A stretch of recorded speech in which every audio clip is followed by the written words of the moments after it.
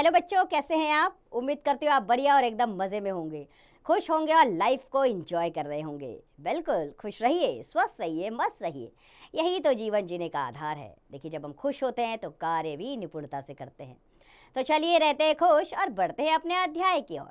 आज के अध्याय में हम पढ़ने वाले हैं एक बेहद ही खूबसूरत सी उद्देश्यपूर्ण कविता। हमारी कविता का नाम है स्वतंत्रता का दीपक।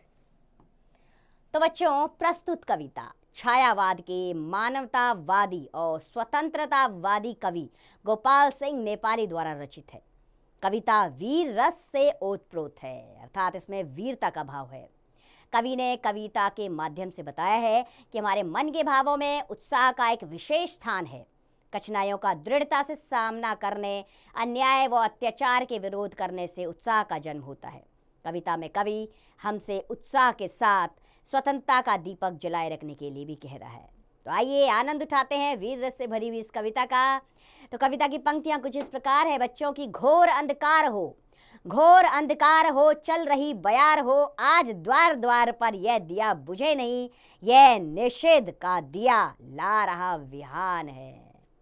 अर्थात घोर अंधकार, चारों तरफ अंधकार छाया हो, अंधेरा हो, और चल रही बयार हो, यानी कि अंधकार में हवा चल रही हो।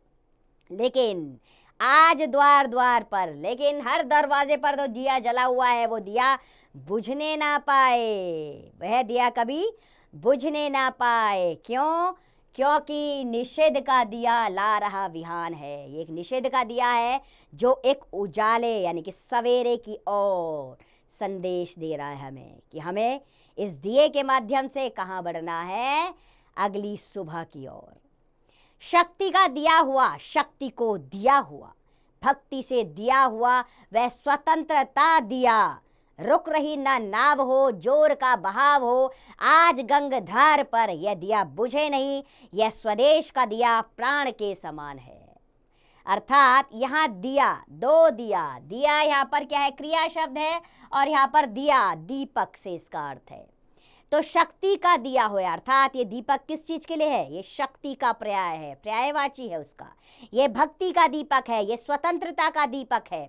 ये नाव जो चल रही है हमारी शक्ति की, ये रुकने ना पाए, जोर का बहाव है। अर्थात नदी का बहाव बहुत जोर का है, वो हमारी नाव को उलट सकती है, गलत दिशा में ले जा सकती है। लेकिन जो हमारे शक्ति का दिया है, इसकी नाव सही दिशा में जानी चाहिए, क्योंकि यह स्वदेश का यानी कि अपने देश का दिया है, और यह हमारे प्राण यानी कि हमारे जीवन के समान है।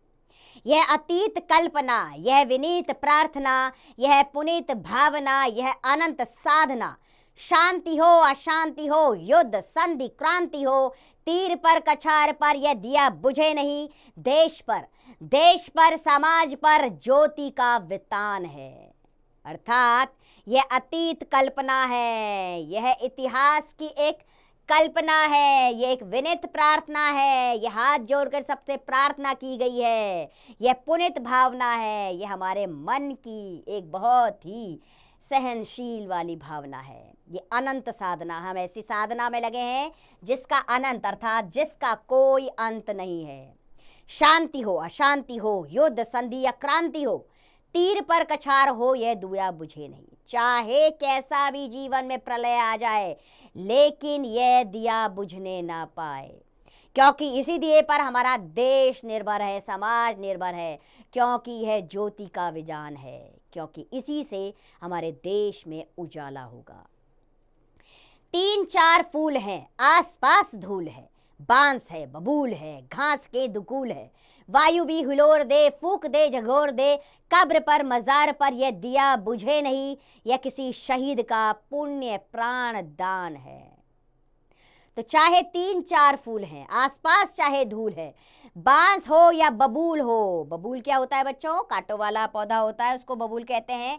चाहे घास के दुगूल हो, छोटा छोटा घास हो, वायु भी हिलोर दे, चाहे बहुत तेज वायु चढ़ जाए, फूक दे, झंझोर दे, कब्र पर, मजार पर यह दिया बुझे नहीं। चाहे तेज गति से वायु चल जाए, लेकिन कब्र पर, मजार पर ये जो दिया जला हुआ है ये बुझने ना पाए, क्योंकि ये दिया क्या है, ये किसी शहीद का पुण्य प्राणदान है। ये किसी शहीद के आगे जलाया गया दिया है, तो ये हरगिज बुझने ना पाए। झूम झूम बदलियां, चूम चूम बिजलियां, आंधियां उठा रही, हलचले मचा रही, लड़ रहा स्वदेश हो, शांति का ना लेश हो, शूद्र जीत हार पर यह दिया बुझे नहीं, यह स्वतंत्र भावना का स्वतंत्र गान है। अर्थात झूमती बदलियां हो, बिजलियां चमकती हो, आंधियां उठ रही हो, चारों तरफ हलचले मच गई हो, मेरा देश लड़ रहा है शांति के लिए। इसमें जीत हार होगी, लेकिन तब भी ये दिया बुझने नहीं पाए, क्योंकि यह स्वतंत्रता की भावना का दिया है। यह एक स्वतंत्र गान है। यह कविता जो है एक स्वतंत्रता का गीत है। तो बच्चों, गोपाल सिंह नेपाली द्वारा लिखी गई ये कविता बार बार ये बात समझाने पर हमें प्रयास कर रही है कि दिया जो जला हुआ है, यह शहीदों की कब्रों पर, उनकी कब्रों पर, उनके शहीदों पर जला हुआ है, उनके आगे रखा हुआ है, ये कभी बुझने ना पाए।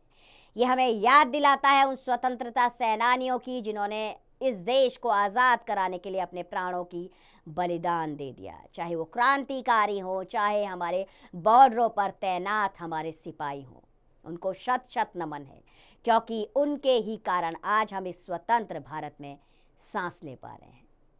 तो पूरी उम्मीद करती हूँ मैं कि यह वीर रस से भरी हुई कविता आपको पसंद आई होगी। आप भी इसका गुणगान कीजिए, इसे कंठस्थ कीजिए। तो आइए, जिस प्रकार कविता का हमने आनंद उठाया है, उसी प्रकार प्रश्न उत्तर का भी आनंद उठाते हैं और चलते हैं प्रश्न मंच की ओर।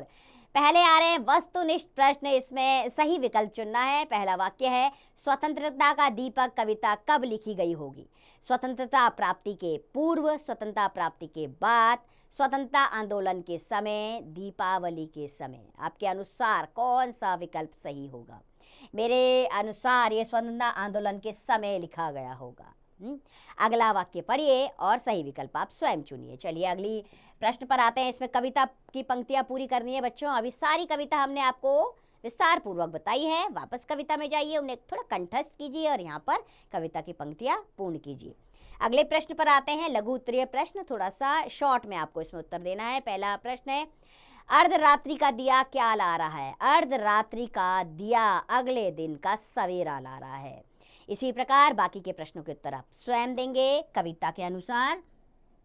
हम अगले प्रश्न की ओर जाते हैं। दीर्घ उत्तरीय प्रश्न, थोड़ा सा विस्तार पूर्वक इसमें उत्तर दीजिएगा। पहला प्रश्न है, कवि ने कविता में दीपक को किस किस स्थान पर प्रयुक्त किया है? कवि का दीपक ना बुझने से क्या अर्थ है? तो कवि का दीपक ना बुझने से यह अर्थ है कि यह शहीदों की कब्रों पर जलाया गया दीपक है, उनके स्वतंत्रता प्राप्ति में दिए गए बलिदान को दर्शाता है, इसीलिए दीपक ना बुझने पाए। तो कवि ने कविता में दीपक को अलग अलग स्थानों पर प्रयुक्त किया है। इसे स्वतंत्रता का दीपक बताया है, क्रांति का बताया है, अहिंसा का बताया है। इस प्रकार अनेक शब्द आए हैं बच्चों इसमें। बाकी के प्रश्न इसी प्रकार करेंगे आप कविता के अनुसार। आइए भाषा ज्ञान के पहले प्रश्न पर आ जाते हैं। इसमें शब्दों का अर्थ लिखते हुए वाक्य प्रयोग करना है। जैसे कि स्वदेश, स्वदेश यानी कि अपना देश। भारत मेरा स्वदेश है। अब बाकी के भी शब्दों के अर्थ इसी प्रकार लिखेंगे और वाक्य प्रयोग करेंगे आप। और दूसरे प्रश्न पर हम आ जाते हैं। यहाँ पर्यायवाची लिखना है बच्चों। जैसे हवा, हवा का पर्यायवाची होता है बयार, पवन, समीर। इसी प्रकार बाकी के शब्दों के पर्यायवाची आप स्वयं लिखिएगा। चलिए व्याकरण ज्ञान पर आते हैं। यहाँ पर व्यंजन संधि के बारे में बताया गया है। देखिए, व्यंजन का व्यंजन अथवा किसी स्वर के मेल होने पर जो परिवर्तन होता है उसे व्यंजन संधि कहते हैं। इसमें इसके कई प्रकार बताए गए हैं और किस प्रकार व्यंजन का व्यंजन से मेल होता है ये बताया गया है। इसे आप थोड़ा सा ज़रूर पढ़िएगा। वैसे आप व्याकरण में भी इसके बारे में पढ़ते होंगे। पूरी संधि के बारे में इसमें आपको समझाया गया है, तो आप इसे ज़रूर पढ़िएगा। हम रचनात्मक कार्य पर आ जाते हैं। वीर रस से ओतप्रोत कविताओं का संग्रह कीजिए तथा लय के साथ कक्षा में उनका पाठ कीजिए। बेहद ही रोमांचक कर देती हैं वीर रस से भरी हुई कविताएं, और इसको सुनाने का आपका लय भी उसी प्रकार होना चाहिए, आक्रोश से भरा हुआ। आपके बातों में ही वीर रस झलकना चाहिए। तो इस बात का ध्यान रखिए, कविता जब भी आप सुनाए तो उसके रस के अनुसार सुनाए।